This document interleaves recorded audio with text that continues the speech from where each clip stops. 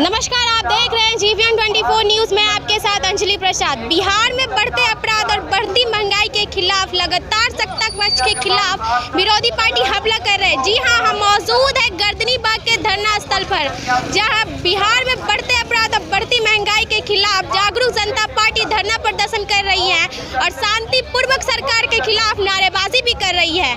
जी हाँ, हमारे साथ मौजूद है राष्ट्रीय अध्यक्ष मिथिलेश चौबे। आइए जानते हैं इन्हीं से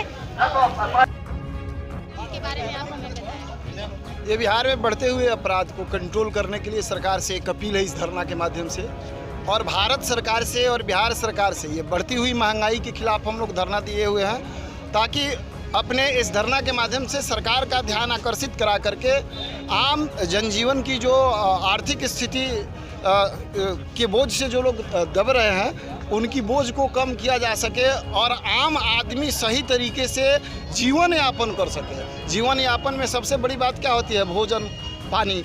ये आप जो है कम से कम भरपेट खाना खा लेते हैं, घर मकान द्वार कपड़ा लता ये सब पहन लेते हैं, संसाधन की व्यवस्था होती है, ये सब महंगाई के ऊपर है। मैं ये नहीं कह रहा हूँ, बहुत सारे लोगों का स्टेटमेंट भी बहुत अलग अलग तरीके से आ रहा है कि राष्ट्रहित में है, राष्ट्रहित में नहीं है, वो अलग टाइप की बात है। मैं सीधे कहता हूँ कि अगर महंगाई बढ़ती है, एक सिस्टम है, महंगाई बढ़नी चाहिए, लेकिन आमदनी पहले बढ़े तब तो महंगाई बढ़े। आमदनी बढ़ा नहीं और महंगाई बढ़ाई जा रही है तो आम आदमी कैसे जिएगा?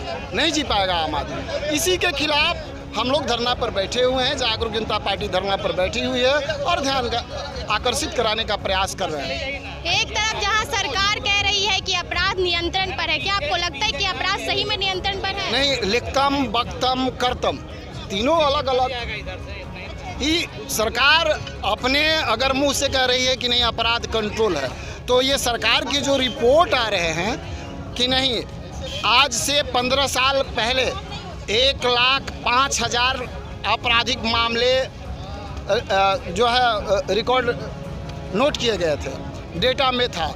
आज 2,65,700 कुछ आंक रही है कि नहीं अपराध कंट्रोल है।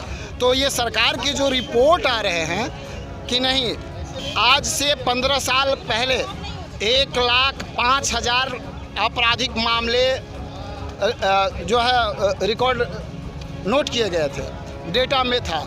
आज 2,65,700 कुछ आंकड़े जो है अभी आपराधिक मामले जो है बढ़े हुए हैं, अभी वर्तमान स्थिति तक का मैं बात कर रहा हूँ।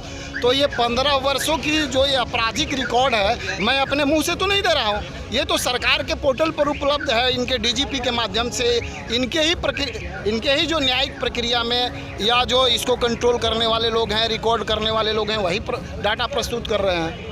तो इससे ये देखने की ज़रूरत है, मुंह से सिर्फ बोल देने से नहीं हो। जो लिखतम है वो दिखतम है, लेकिन ये लोग क्या है, मैं क्या बोला कि लिखतम, बख्तम और करतम तीनों अलग अलग। ये झूठे हैं, लोग झूठ बोल रहे हैं, मूर्ख बना रहे हैं आम जनता को।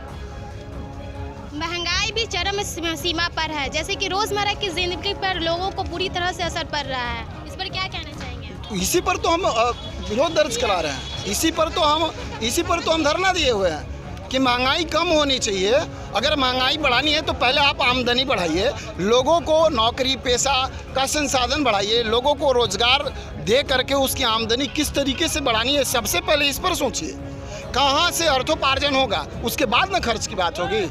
अर्थोपार्जन होगा नहीं और खर्च की बात होगी तो स्वाभाविक बात है कि भूखा क्या न करता, वो क्या करेगा? वो चोरी करेगा, डकैती करेगा, अपराधी बनेगा।